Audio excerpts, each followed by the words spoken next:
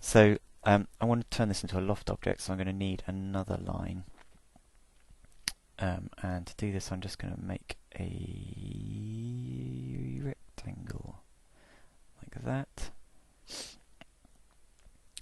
And then I'm going to convert that into a spline by right-clicking on the rectangle here. It's going to zoom off you, so let's right-click on the rectangle over there and click Editable Spline there. So that's now turn that rectangle into an editable spline. And if I just drag select all the vertices, you can see they've still got Bezier handles on them. And I don't want Bezier handles, I want them to be corners, so drag select, right-click, and with a whack on this can be a little dicey, but I'm going to click on corner, and now you can see that, whoops, Control Z, undo that, that they are all corners as opposed to Beziers. Right. I'm going to turn off the grid as well because it's getting in the way by pressing G to toggle the grid on and off. Okay, so now I want to create a loft object, and I'm going to use another bit of max functionality. I'm going to press X. X allows me to search for all actions, and I'm going to type in loft like that. I'm going to create a loft compound object, and it moves me into the right area of the Max tab panel. So I'm going to click Get Shape, having already selected the spline previously, and I'm going to click on that. So let's just do that again.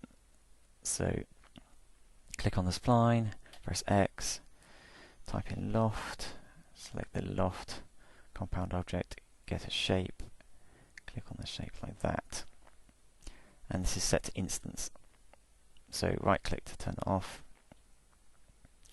and that's my shape lofted along the spline. So I can make adjustments to this, and I'm going to turn back on my axis snaps now. There we go. By Control Shift X to toggle that. Control Shift X. Turn it back on again. So I can drag select those, click on this Y-axis here, and I'm just going to drag that, and that reduces that thickness. And I can click on that, and that reduces that thickness there, like that. Now I want to get rid of one of these sides, so I'm going to click on segment, click on the segment I want to get rid of, which is that one, and then just click delete, and I have an open edge on that side, there like that. And now I want to turn on back face culling, so I go into Displays tab, back face cull like that. Ooh, that's not right. Click on that. Now click on back face cull. There we go. If the normals are the wrong way around,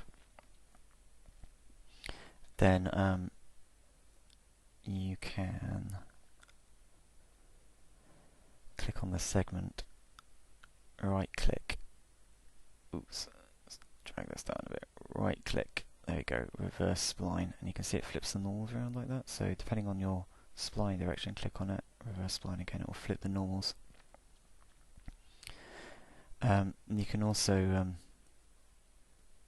in the loft, there is a flip normals toggle there. Let me see, right, so shape steps, I'm going to dial that down to 1, and path steps I think we'll just have like 2 or something, that'll do, maybe even 1. I'm going to subdivide this later. So this is really just to sort of help me get a feel for the shape and show you how the spline this works.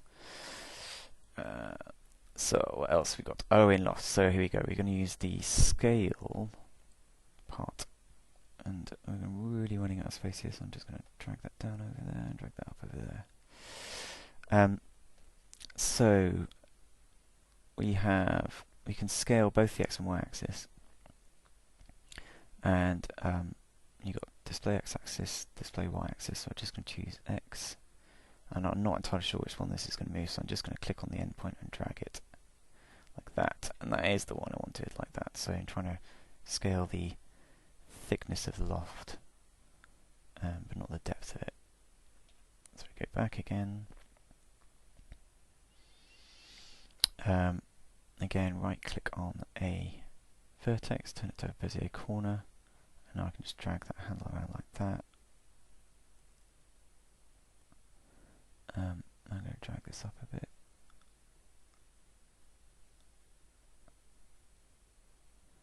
Again, turn it to a Bezier corner.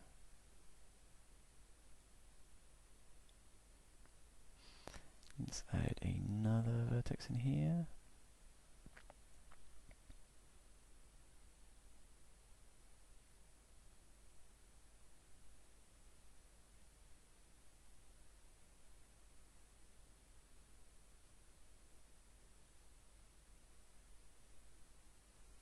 And that's being stopped because my Bezier handle is too long over here, so I'm just going to drag that back again. Like that. So that kind of shape, that's it. Now can you see this kink here where we're getting these extra edges in here? That's because the path is set to adaptive path sets. So I'm going to turn that off, and now we no longer get that kink. I'm just trying to shape this so it's all kind of consistent. And I can also go back into the loft shape here, and I get a path. I can go and tweak the path vertices as well. So again, let's drag that over there. If I press F3, I can go into wireframe mode so I can see what's going on underneath, like that.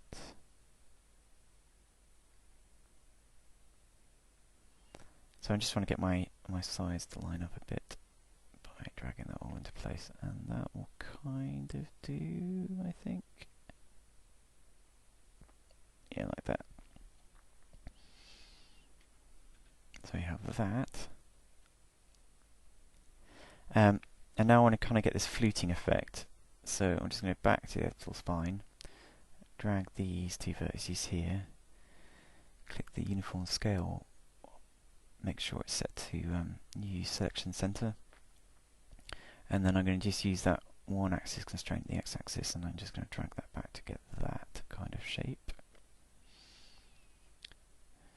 And I'm going to press F4 to toggle on my edges, just so I can see what's going on. That looks okay. And that will do as my starting point. So now I'm going to go back to here, back to the shape mod, click on the loft, and I'm just going to collapse the stack now because I don't need the shape anymore. So I'm going to right click on it and turn it into an editable poly like that. There we go.